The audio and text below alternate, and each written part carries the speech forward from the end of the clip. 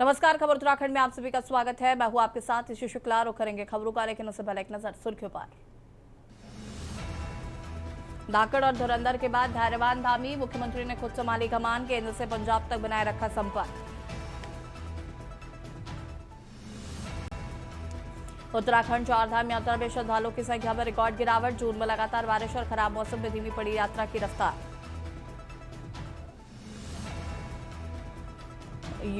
बागेश्वर में यूकेडी की 2027 पर नजर, बागेश्वर और कपकोट पर जीत का रोडमैप कर रही तैयार। रुद्रपुर टंचिंग ग्राउंड वाला पार्क बना हुआ जुआ और नशे का अड्डा, स्थानीय लोगों में रोष, पुलिस और नगर निगम ने सख्त कार्रवाई की मांग। उत्तराखंड में मॉनसून की एंट्री में एक हफ्ते की देरी, गर्मी और उमस से बढ़ाई परेशानी।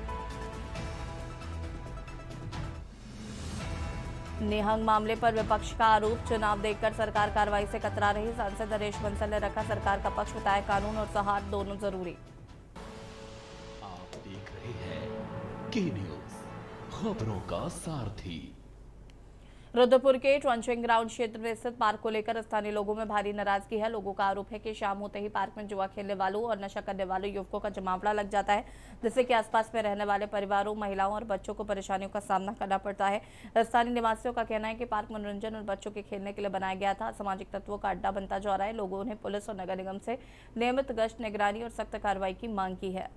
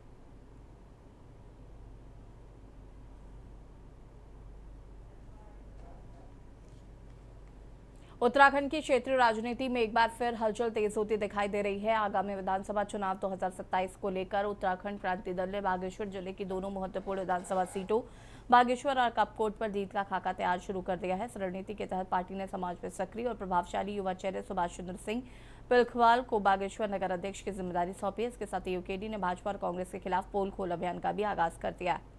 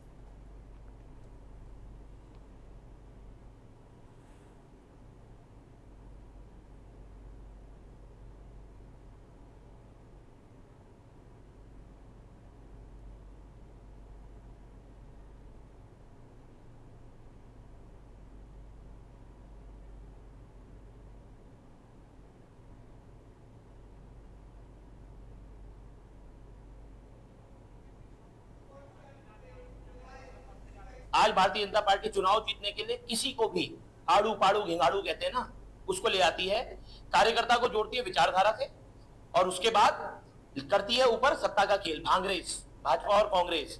जो कांग्रेस का मंत्री है वही भाजपा का मंत्री है, और उत्तराखंड की जनता हाथ मल रही है, अपने देख रही है इनको कि कब ये हमारी ओर रहमो करम अपने देंगे। तो महेंद्र भट्ट जी का जो घमंड है, वो क्या कहते हैं, जिस भूमि में आते हैं वो क्या कहते हैं, बद्री विशाल की भूमि है ना, तो जय बद्री विशाल हम भी कह रहे हैं, और जय बद्री विशाल इस बार उन्हें उनकी औकात दिखाएंगे। इसलिए मैंने आज तक ये बीजेपी कांग्रेस ये जनता को ये कितनी भ्रमित कर रही है, ये लोगों को कोई बीजेपी कोई कांग्रेस कोई आरएसएस कोई ये आम आदमी पार्टी है, जनता को छूटिया बनाते जा रही है। जो नई जनरेशन नई पार्टी है, कभी कोई आ रही, कोई कॉकरोच बन के आ रही, कोई कैसे बन के आ रही। हमारे उत्तराखंड क्रांति दल की जो पार्टी है वो आज से नहीं काफी पुरानी पार्टी है, लेकिन उसमें हमारे जो पूर्व उसके अध्यक्ष है काशी सिंह एबी जी, उनके पता नहीं कुछ ऐसी मिसअंडरस्टैंडिंग क्या हुई, तो हमारी पार्टी पीछे पीछे चलेगी। उत्तराखंड अपने शांत वातावरण, प्राकृतिक सौंदर्य व अध्यात्म के लिए पहचाना जाता है। समय समय पर आयोजित होते धार्मिक अनुष्ठान के चलते राज्य को देवभूमि भी कहा जाता है। वहीं वर्तमान समय की बात करें तो ये समय हर वर्ष चलने वाली चारधाम यात्रा और हेमकुंड साहिब यात्रा का चल रहा है, लेकिन इस वर्ष की यात्रा राज्य सरकार के लिए चुनौतीपूर्ण बनती हुई नजर आ रही है। बीते दिनों दोनों यात्राओं के बीच पड़ने वाले मुख्य मार्ग कर्णप्रयाग में स्थानीय दुकानदारों सिख यात्रियों के बीच हुआ विवाद शांत होने के बाद अभी भी सुर्खियों में है, क्योंकि उस दौरान सरकार के लिए बड़ी चुनौती का विषय भी बना हुआ है। वहीं अब यह विषय शांत होने के बाद एक और नए विषय ने सरकार व आमजन को चिंता में डाल दिया है। आपको बता दें कि राज्य के कई सरकारी संस्थानों, पर्यटक, धार्मिक स्थलों व सभी थानों को बम से उड़ाने की मेल के जरिए धमकी मिली है। बड़ी बात यह है कि मेल भेजने वाले ने खुद को कथित तौर पर खालिस्तान से जुड़ा बताया। वहीं पुलिस थानों को मिली धमकी सोशल मीडिया के जरिए दी गई और खुफिया एजेंसियां सतर्क हो गई हैं। जांच के दौरान पुलिस को आशंका है कि कई अन्य लोगों की संलिप्तता भी इस विषय पर हो सकती है। देखिए रिपोर्ट। प्रदेश के कर्णप्रयाग में बीते दिनों चारधाम यात्रा और हेमकुंड साहिब यात्रा के दौरान घटित प्रकरण की शांत होते ही उत्तराखंड में बम धमकियों से सनसनी फैल गई है। बीते दिनों मसूरी नगर पालिका को ईमेल के जरिए बम से उड़ाने की धमकी मिली। इसके बाद हरिद्वार नगर निगम, ऋषिकेश, केदारनाथ और बद्रीनाथ धाम को भी धमकी भरे ईमेल भेजे गए। मेल भेजने वाले ने खुद को कथित तौर पर खालिस्तान से जुड़ा बताया और बदले की बात लिखने का जिक्र किया है। वहीं पुलिस थानों को धमकी सोशल मीडिया पोस्ट के जरिए दी गई है। शुरुआती जांच में पोस्ट करने वाले की पहचान जसप्रीत सिंह निवासी अंबाला सिटी हरियाणा के रूप में हुई है। इसके साथ पुलिस को अन्य लोगों की संलिप्तता की आशंका है। लगातार बढ़ रही धमकियों से बड़ा खतरा मंडरा रहा है। पुलिस द्वारा जांच की जा रही है। वहीं सरकार के मन में भी ये विषय गंभीर बना दिखाई दे रहा है। चारधाम समेत धार्मिक स्थलों को बम से उड़ाने की धमकी के बाद सरकार सतर्क है। बीकेटीसी अध्यक्ष हेमंत द्विवेदी ने डीजीपी दीपम सेठ से बात कर केदारनाथ व बद्रीनाथ की सुरक्षा की जानकारी ली है। वहीं सीएम धामीर का मानना है कि यात्रा के दौरान सुरक्षा के लिए सख्ती भी करनी पड़ी तो की जाएगी। कानून व्यवस्था पर विपक्ष पहले से हमलावर है और अब एक बार फिर सवाल दागता दिख रहा है। देखिए 22 जून को करीब 9:23 पर नगर पालिका मसूरी में एक मेल प्राप्त हुई थी और उस मेल में कुछ धमकी भरे शब्द थे और जो कुछ खालिस्तान के स्लोगन्स भी लिखे हुए थे और ख़ासकर उसमें माननीय मुख्यमंत्री जी का नाम लेकर और अन्य जगहों का कुछ ब्लास्ट की बात लिखी गई थी। चूँकि इस तरह की मेल जब प्राप्त होती तो तत्काल इसका संज्ञान लेते हुए जब ये थाना मसूरी पर इसमें अभियोग पंजीकृत किया गया है और हमारी जो साइबर कमांडो की टीम है जो टेक्निकल बेसिस पर ऐसी मेल का एनालिसिस किया गया तो प्रथम दृष्टया अभी नॉर्थ अफ्रीकन कंट्री है मोरक्को, ये ऐसी जानकारी टेक्निकली मिली कि वहाँ से ओरिजिन हुई थी और इसमें जो व्यक्ति का अभी जो हमारी टेक्निकल टीम में ट्रेस है वो कहीं ना कहीं यूएस बेस्ड ऐसा प्रथम दृष्टया ऐसा पता चलता है। चूँकि ऐसी मेल थ्रेट में बीच बीच में आती रहती है, लेकिन जिस तरह से माननीय मुख्यमंत्री जी का नाम लेकर और अन्य संवेदनशील चीज़ों को लिखा गया है उसको उस प्राथमिकता पर लेते हुए उसकी टेक्निकल एनालिसिस किया गया है। एक प्रकरण हुआ था और उसके बाद जिस प्रकार की वार्ता हुई है और कानून ने अपना काम किया है, सभी को बता भी दिया है, सबसे बात हो गई है। कानून अपने हाथ में कोई भी लेगा तो कानून से बढ़कर कोई नहीं है। बस ये है कि हमारी चारधाम यात्रा चल रही है, इस समय में हेमकुंड साहिब यात्रा चल रही है, पूरे पर्यटक देश भर के आज आए हुए हैं। किसी प्रकार से यात्रा पर कोई प्रभाव न पड़े उसके लिए अगर कहीं पर हमको सख्ती करनी होगी तो निकट भविष्य में हम सख्ती भी करेंगे। यहाँ के लिए एक एसओपी भी बनाएंगे। अभी संज्ञान में आया है कि कुछ असामाजिक तत्वों द्वारा जो है कि ईमेल के माध्यम से धमकी दी गई है कि जो चारधाम यात्रा है यहाँ पर जो हमारे धाम है उनके साथ कहीं ना कहीं जो है कुछ बम से उड़ाने की धमकी और इस तरह की कुछ बातें संज्ञान में आई हैं, जिसको सरकार ने पूरी गंभीरता के साथ लिया है। मेरी स्वयं ही अपने प्रदेश के सूबे के यशस्वी मुख्यमंत्री आदरणीय पुष्कर सिंह धामी जी से इस बात पर बात हुई और उन्होंने भी इसको पूरी गंभीरता से लेते हुए तत्काल डीजीपी और गृह सचिव को निर्देश दिए हैं कि इस पर पूरी जो है कि गहनता से जांच की जाए और इस पर जांच भी बिठा दी गई, उनके खिलाफ मुकदमा भी कायम कर दिया गया। मैंने भी स्वयं जो है कि डीजीपी दीपम सेठ जी से फ़ोन पर वार्ता की कि इस तरह की वो है, तो सभी जो धाम है हमारे उनको एहतियाती तौर पर हाई अलर्ट कर दिया गया। देखिए, ये कानूनी प्रक्रिया का सवाल है। अगर ईमेल धमकी भरा आया है, इसके लिए पुलिस प्रशासन है, वो इसका समाधान करेगा। मगर हम पुनः कहते हैं, चाहे वो नगरासू की घटना हो, चाहे केदार बाबा के दरबार में आपस में लाठीचार्ज करने का मामला हो, ये दोनों इस दृष्टिकोण से देखा जाना चाहिए कि समुदाय कोई भी हो, जो हुड़दंगी है वो हुड़दंग करेगा, कानून अपना काम करेगा। हम जनता से अपील करते हैं कि देवभूमि में जब आपका आगमन हो तो अपने आराध्यों की आस्था पर को ध्यान में रखते हुए अपना चरित्र भी वैसा ही बनाएं।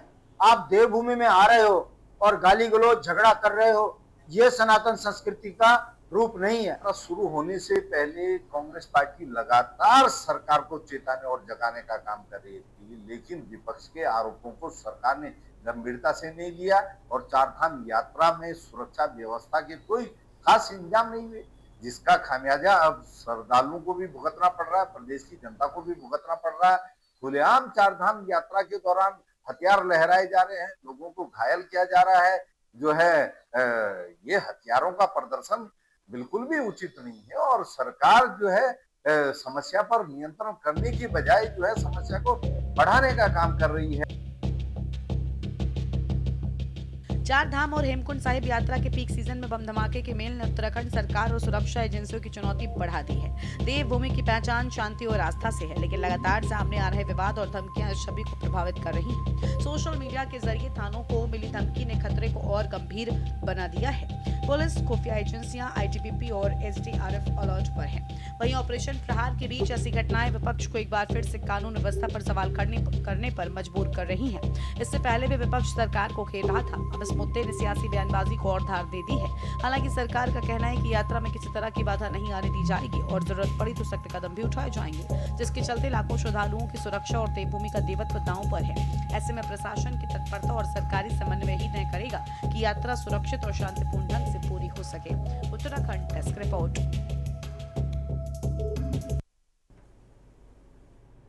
खबर देहरादून से, जहां पर आर्थिक रूप से कमजोर गरीब परिवारों को सम्मानजनक जीवन मुहैया कराने के लिए उत्तराखंड सरकार और केंद्र सरकार की आवासीय परियोजना अंतिम चरण में है।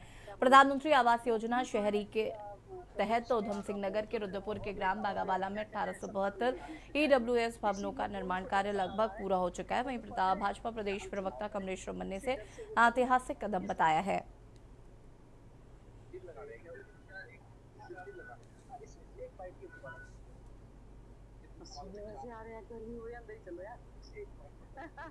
अब तुम पूछ रहे हो तो मैं क्या करूं? प्रभारी जो आई है वो मना कर दी, मतलब जो चुनाव उस पर थोड़ा सा और क्या बोलना था उस पर आप ये बोले ना कि कांग्रेस ने का मोह जो है और नेता और क्या कहते हैं सत्ता में भी आने से जाएंगे, इसीलिए दोनों को डर सता रहा है कि पद पकड़े या हम चुनाव लड़ें। इसी डर से वो पद नहीं छोड़ा। इस ढंग का कुछ आप लगा रहे हैं इस एक बाइट के दोबारा वैसे आ रहे हैं, गर्मी हो रही है, अंदर ही चलो यार। अब तुम पूछ रहे हो तो मैं क्या करूं? प्रभारी जो आई है वो मना कर दी, मतलब जो चुनाव उस पर थोड़ा सा और क्या बोलना था उस पर आप ये बोले ना कि कांग्रेस ने का मोह जो है और नेता और क्या कहते हैं सत्ता में भी आने से जाएंगे, इसीलिए दोनों को डर सता रहा है। जैसे भारतीय जनता पार्टी चला रही है, हमने यहाँ पर पीएम आवास देकर के अपनी प्रबुद्ध जो हमारे निम्न मध्यम वर्गीय जो लोग हैं उनको आवास देने का काम किया है। हम तमाम जो चीजें हम अपनी मातृशक्ति के नाम से कर रहे हैं, तो जाहिर सी बात है हम गरीबों को और ऊंचा और ऊपर लाने का जो काम कर रहे हैं यहाँ पर, वो सरकार का सराहनीय कदम है। और उसके ऊपर एक बार फिर पुष्कर सिंह धामी जी ने एक नया कदम उठाया है। ऐतिहासिक निर्णय लेने के लिए जाने जाते हैं पुष्कर सिंह धामी जी, और जो यहाँ पर एक निम्न और मध्यम वर्ग के लिए जो आवास की योजना है उन्होंने चलाई है कि 3 लाख में हम यहाँ पर लगभग आवास देने का काम करेंगे। बाकी की जो किस्तें होगी वो थोड़ी थोड़ी जिस तरीके से भी चाहे ली जाए।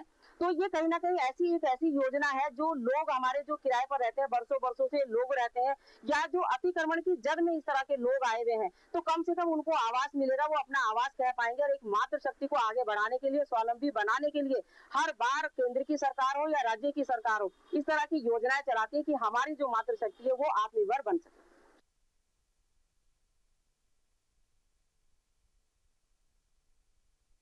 खबर देहरादून से, जहां पर उत्तराखंड के ग्रामीण उत्पादों को पेट्रोल पंपों के माध्यम से पूरे देश में पहुंचाने की योजना पर अमल किया जा रहा है। जिला प्रशासन ने रीप परियोजना के माध्यम से स्वयं सहायता समूह की महिलाओं द्वारा किए जाने वाले उत्पादों को बड़ा बाजार मुहैया कराने को कमर कसी है, जिसके तहत पेट्रोल पंपों का पर हेलांस आउटलेट खोलने की पहल की गई है। इसके लिए प्रशासन और इंडियन ऑयल के बीच एक MOU के तहत पहला आउटलेट टोईवाला के fun and food kingdom water park के पास IOCL पंप पर खोलना तय हुआ है।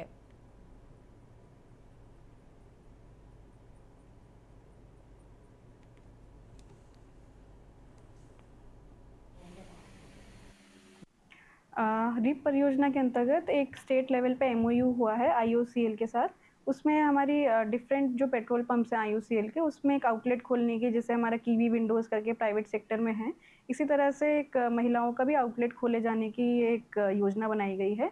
और अभी इसकी शुरुआत जनपद देहरादून में हमने एक जो हमारा डोईवाला विकासखंड है उसमें हमारा fun and food kingdom water park पड़ता है, वहाँ पे उसके निकट ही एक IOCL का पेट्रोल पंप है, वहाँ पे इसको स्थापित करने का हमारा है।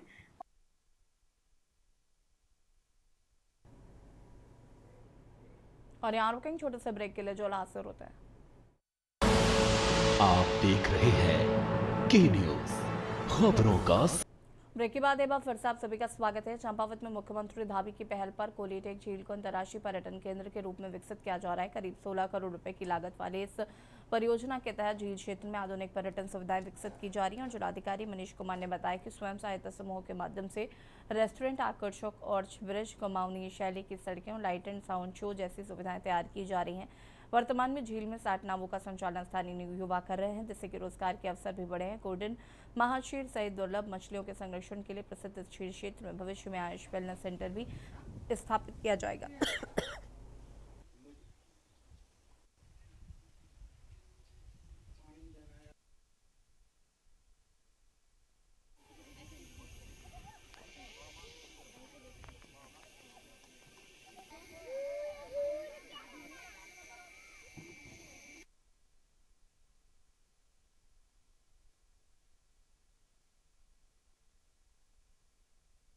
चंपावत जो है इसमें सांस्कृतिक और जो हमारी इन्वायरमेंटल रूप से कहें, नेचुरल रूप से कहें, प्राकृतिक धरोहर बहुत ही परिपूर्ण है।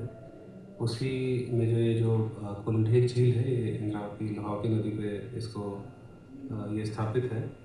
और यहाँ पे पहले से पर्यटन की जो है एक अपार संभावना और एक नया पर्यटन के रूप से हम लोग देखें तो एक नया क्षेत्र उभर करके आया है, जिसमें अभी देश विदेश के लोग हैं, सैलानी हैं, वो आ रहे हैं। और इसमें पर्यटन के रूप से इसकी जो खासियत है, खास करके देवदार के पेड़ और इतनी हाइट पर जो नदी का बहाव है, शुद्ध पेयजल, वहाँ गोल्डन महाशीर भी है, मछली हमारी जो कि इंडेंजर्ड स्पीसीज है, हर जगह देखने को नहीं मिलती।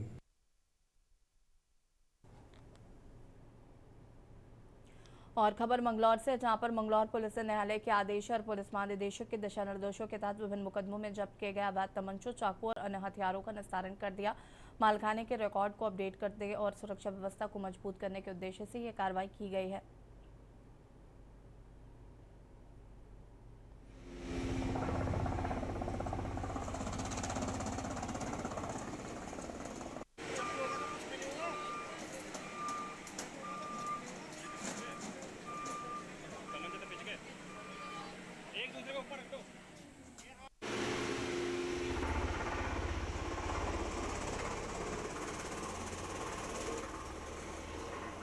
इसका एक रूटीन वर्क है। ऐसे मामले जिसमें कोर्ट से फाइनल निर्णय आ चुका होता है, अपील में नहीं होता है, ऐसे मालों को हम डिस्ट्रॉय करते हैं। तो इसमें हमारे जॉइंट साहब और मेरे नेतृत्व में एक टीम बनी थी। उस टीम में हमारे 63 माल ऐसे थे जो अवैध वेपन के थे, जिसको हम आर्म्स एक्ट कहते हैं।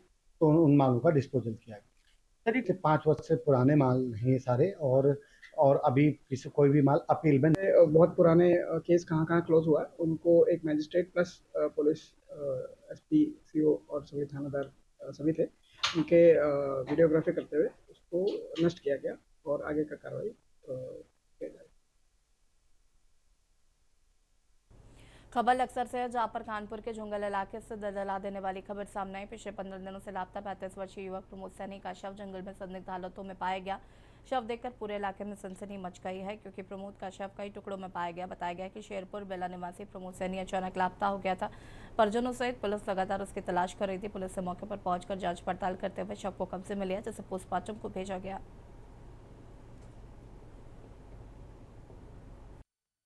और अभी किसी कोई भी माल अपील में बहुत पुराने केस कहाँ क्लोज हुआ है, उनको एक मैजिस्ट्रेट और इसका पीएम ना बहुत तरीके से कराना, क्योंकि क्या है बॉडी पार्ट्स में मिली है, तो है ना हमें ये क्या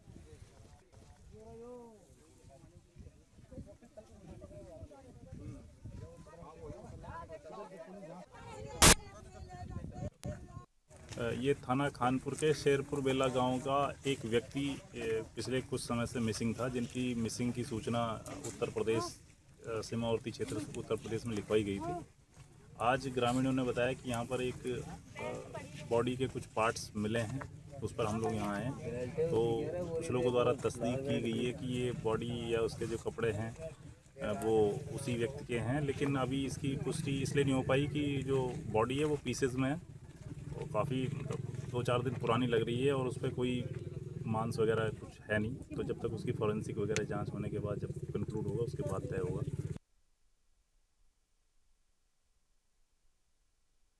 खबर पौड़ी से है, जहां पर नैनी डांडा ब्लॉक के बड़ासी गांव में गुलदार ने घास लेने गई 66 वर्षीय सुशीला देवी पर हमला कर उसे मार डाला। घटना के बाद क्षेत्र में दहशत फैल गई। ग्रामीणों में आक्रोश है। स्थानीय लोगों ने गुलदार के बढ़ते हमलों पर रोक लगाने और सुरक्षा व्यवस्था मजबूत करने की मांग की है।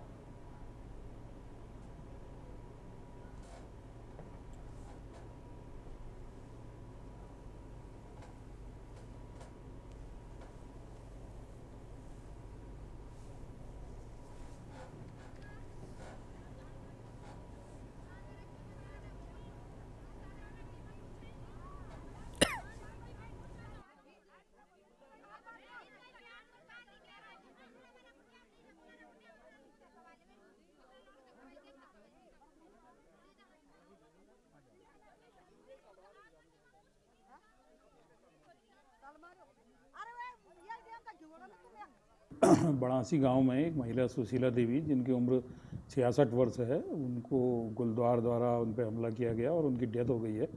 मौके पे बॉडी का पंचनामा भर दिया गया है और मौके पर ही जिलाधिकारी महोदय द्वारा निर्देश दिए गए थे, तो उस मौके पर ही उसका पोस्टमार्टम करके बॉडी परिवारजनों को सौंप दी गई है। साथ ही मौके पर फॉरेस्ट डिपार्टमेंट के लोग भी हैं और जिलाधिकारी महोदय द्वारा ये भी कहा गया है कि वहाँ तत्काल पिंजरा स्थापित कर दिया जाए। तो आज शाम तक वहाँ पिंजरा भी फॉरेस्ट डिपार्टमेंट द्वारा लगा दिया जाएगा। आज नैनीडांडा ब्लॉक के बड़ासी गांव में एक महिला को बाघ ने अपना निवाला बना दिया। गुलदार यहाँ पर बताया गया, जो अन्य लोगों ने देखा था। और बड़े दुख की बात है कि हर महीने लगभग कुछ न कुछ घटनाएं इस पौड़ी गढ़वाल में देखने को मिल रही है। आज भी यहाँ पर फिर से एक महिला को बाघ ने निवाला बनाया। हम पहुँचे और सड़क से काफ़ी ऊंचाई पर ये गांव, न यहाँ एसडीएम पहुँचे, न डीएफओ पहुँचे, न डीएम पहुँचे। कोई भी इस दूरी को नहीं नापना चाहता, कोई भी इन गांव वालों की दुख तकलीफ को नहीं देखना चाह रहा। लेकिन दुख की बात है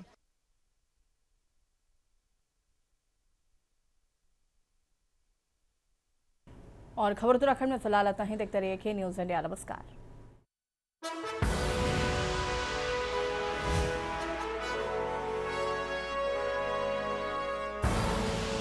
आप देख रहे हैं के न्यूज़, खबरों का